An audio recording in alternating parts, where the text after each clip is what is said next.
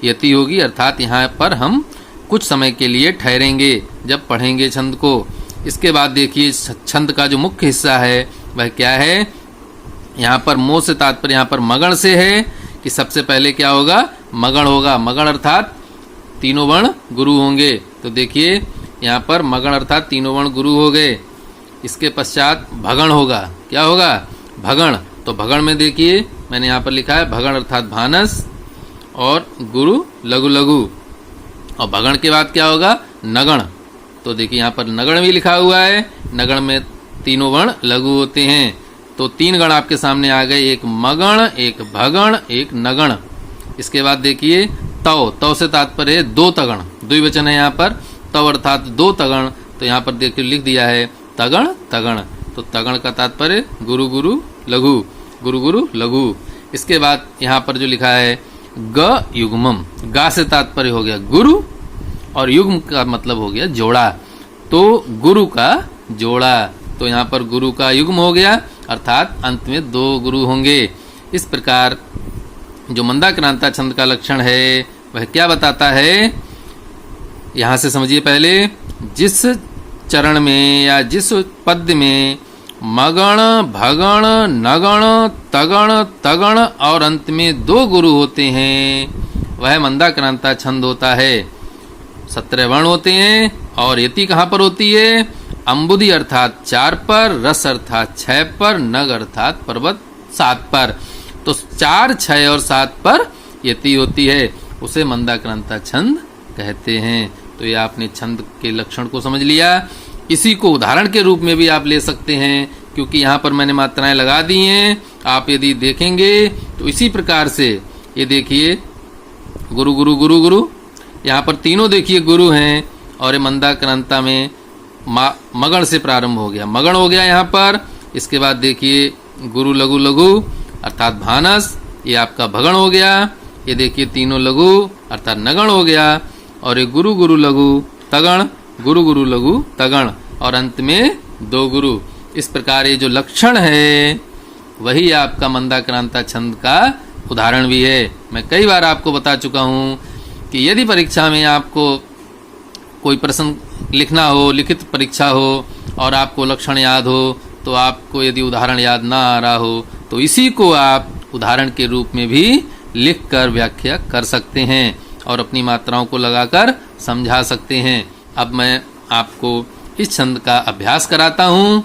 मेघदूत जो कि कवि कुलगुरु कालिदास के द्वारा विरचित है, उसका पहला छंद मैंने यहाँ पर लिया है। बहुत ही महत्वपूर्ण है और बहुत ही आनंददायक भी है। आप इस छंद के रस का आनंद लीजिए और मेरे साथ गान भी कीजिए, अभ्यास भी कीजिए। देखिए यहाँ पर मात्राएं मैंने लगा दी हैं सुविधा के लिए, क्योंकि समय बचाना है और आप इन मात्राओं को लगाइएगा। यदि आपको मात्राएं लगाने में कहीं पर समस्या है तो मुझे बताइएगा, मैं उसका समाधान करूंगा। सबसे पहले आपके सामने जब भी पद आए तो आप क्या करेंगे, वर्णों को गिनेंगे। किसको गिनेंगे, वर्णों को। तो जब आप वर्ण गिनेंगे तो 17 बनेंगे, ये मेरा वादा है। आप 17 वर्ण गिन लीजिए। यदि ना हो तो मुझे बताइए, मैं समय बचाने के लिए नहीं गिन रहा हूँ। चलिए एक पंक्ति में गिन लेते हैं, आधा अक्षर नहीं गिनेंगे। कैसे, 1 2 3 4 5 6 7 8 9 10 11 12 13 14 15 16 17 होगा 17।